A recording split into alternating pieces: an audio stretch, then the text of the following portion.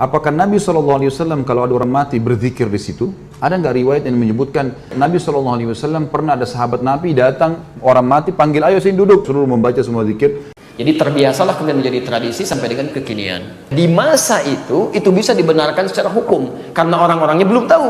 7 hari, 40 hari buat kenduri, bagi makanan, kirim doa.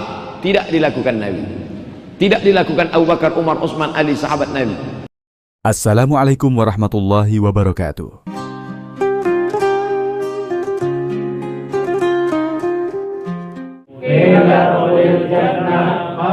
Hampir di setiap kematian di negeri kita selalu ada tahlilan 3 hari, 7 hari, bahkan sampai 40 hari. Sebagian orang menganggap ini doa bersama, bentuk penghormatan terakhir untuk almarhum. Tapi ada juga keluarga yang justru merasa terbebani, harus mengeluarkan biaya besar, bahkan berutang, di tengah duka yang berat. Lalu pertanyaannya, benarkah tahlilan ini bagian dari ajaran Islam? Atau hanya tradisi turun-temurun yang kemudian dianggap wajib? Mari kita simak bagaimana 3 ulama menjawab hal ini. Pertama, kita simak pandangan Ustadz Khalid Basalamah yang dikenal tegas dalam menilai amalan. Bagaimana beliau melihat tahlilan? Tahlil adalah la ilaha illallah.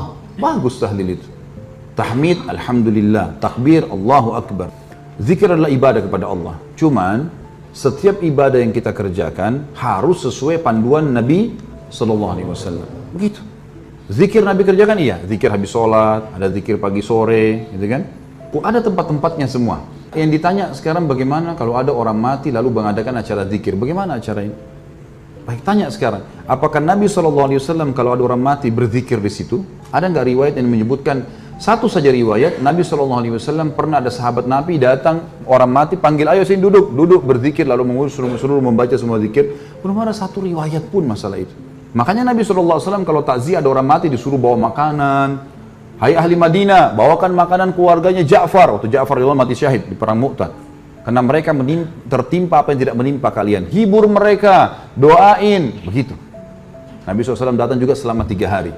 Tapi gak pernah Nabi duduk zikir sama mereka, gak pernah sama sekali. Namun, ada juga ulama yang menilai, untuk memahami tahlilan, kita tidak bisa langsung menolaknya begitu saja. Kita perlu melihat sejarahnya. Bagaimana awal tradisi ini muncul di Nusantara? Mengapa ia terus bertahan hingga sekarang? Dan bagaimana kedudukannya dalam fikih? Inilah penjelasan Ustadz Adi Hidayat. Singkat cerita, kisahnya dimulai pada saat ada pertemuan di Ampel Denta di wilayah Surabaya yang pada saat itu dipimpin kemudian oleh Sunan Giri masanya.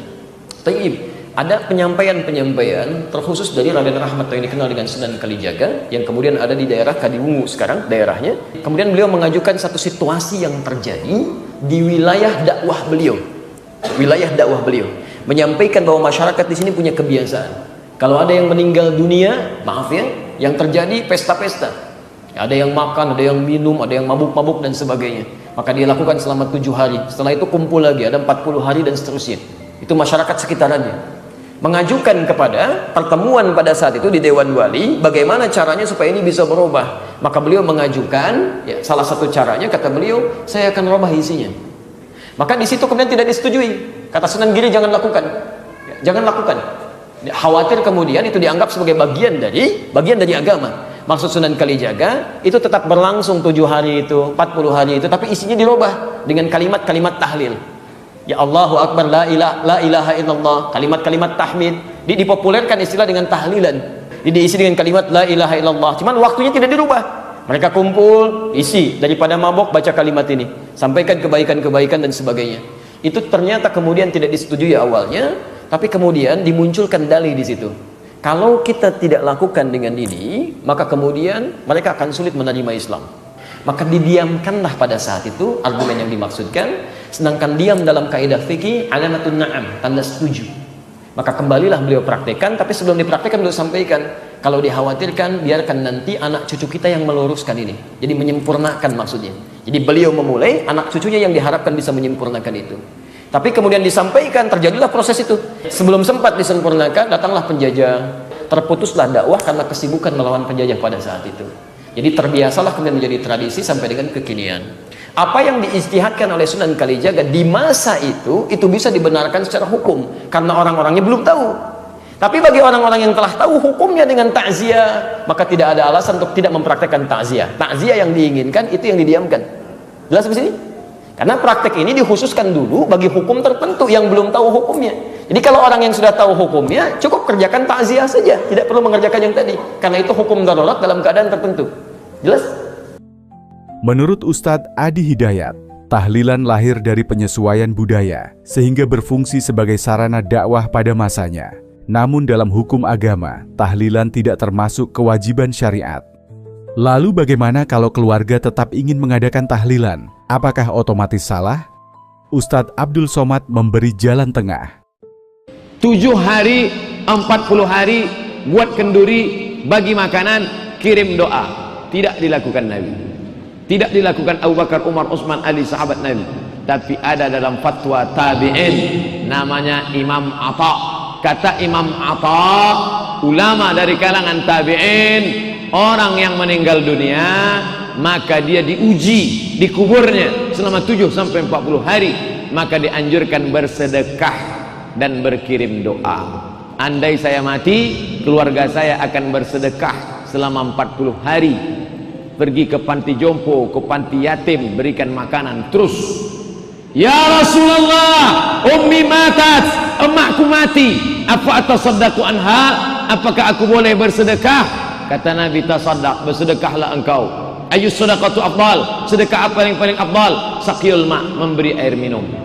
Nah, tapi jangan sampai gara-gara tradisi ini yang miskin, yang susah sampai ngutang bubur kacang hijau. Sudah jatuh ditimba tangga, diterkam kucing. Maka kita pesan ke dia, Pak, kami tahu bapak tak mampu, istrimu meninggal dunia, maka kamu jangan ngutang-ngutang, kami yang akan bawakan makanan. Karena kata Nabi, isna'u ta'aman li ali Ja'far, Ja'far sudah mati, meninggal, buatkan makanan untuk keluarganya, karena dia sudah susah. Tapi bagi yang kaya, kebun sawitnya lebar, ada tambak udangnya, ada tambang batu baranya, dia mau bersedekah, silakan. Para ulama memang berbeda dalam menilai, tapi mereka sepakat bahwa tahlilan bukan bagian dari syariat yang diajarkan Nabi Shallallahu Alaihi Wasallam dan tidak ada dalil yang mewajibkannya. Dahulu tradisi ini lahir sebagai cara mendekatkan masyarakat kepada Islam. Kini, dalam keadaan yang berbeda, secara syar'i tidak ada kewajiban untuk melakukannya. Bagi keluarga almarhum yang tetap ingin mengadakan tahlilan, lakukanlah dengan sederhana, diniatkan sebagai doa dan sedekah, tanpa memberatkan atau menimbulkan utang. Tradisi ini boleh dilakukan, selama tidak dianggap wajib.